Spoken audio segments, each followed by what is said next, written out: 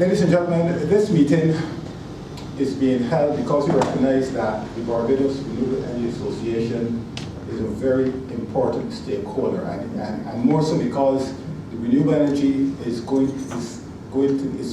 features heavily in the document that we are going to discuss this morning. And we therefore considered it prudent and indeed necessary to convene a special session with the members of BREA, because we recognize that you have, as I said, you have an important role to play, and you have a number of ideas for the energy sector. Just to give you a little background to the preparation of this policy, it can really said to be started back in 2010 when we entered a technical cooperation program with the Inter-American Development Bank. Out of that program, a report, the Sustainable Energy Framework for Barbados, was developed, and in that report there were a number of recommendations. One was the fact that there was significant potential in the island for renewable energy and energy efficiency. There were out of that report came a number of other recommendations which we have been pursuing over the last few years. For example, the establishment of the Electrical and Power Act was one of the recommendations which came out of that report. One of the other important matters that was addressed was the need for the creation of a national sustainable energy policy. Back in 2007, such a policy was drafted, and we recognized that we needed to revisit that particular policy. The government then decided to enter into a number of policy-based loans with the Inter-American Development Bank, and one of the conditions of those loans was to draft a national sustainable energy policy within a particular period of time. Because we were in that technical cooperation with the IDB, we decided to engage a foreign consultant who drafted a national sustainable energy policy, and which we would have had a few consultations with BREA and a few other stakeholders. We decided, however, that we wanted to revisit that policy. That policy was focused a lot on renewable energy, and when we recognize that renewable energy is going to, as I said, play a dominant role in the energy policy going forward, we recognized that the policy needed to be a little more all-embracing.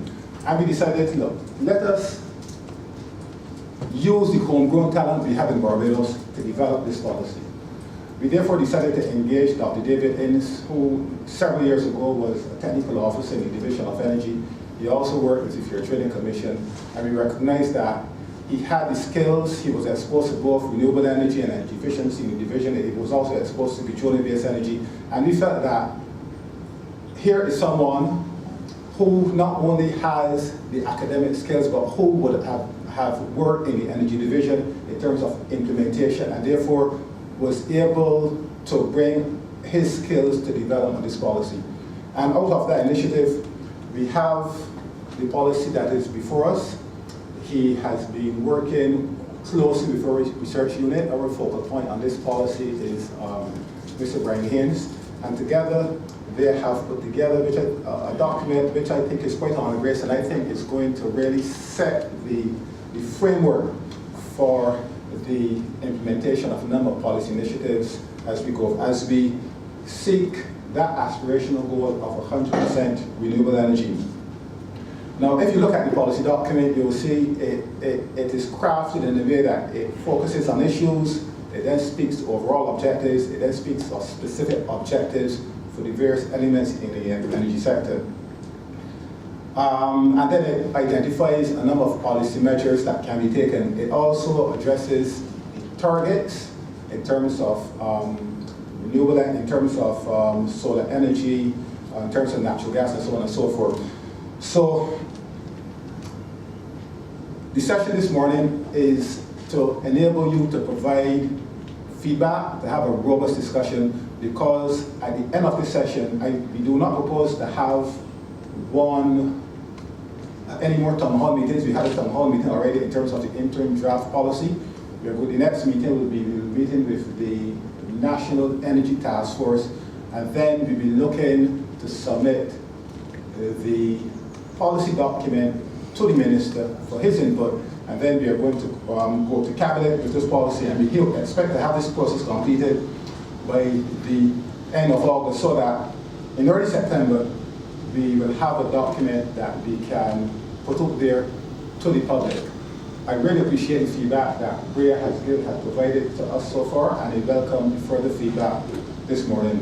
With those brief remarks, I thank you once again for coming this morning, and I anticipate a useful discussion this morning as we seek to show our commitment to the island by providing a robust document that can stand the test of local, regional, and international scrutiny. Thanks a lot.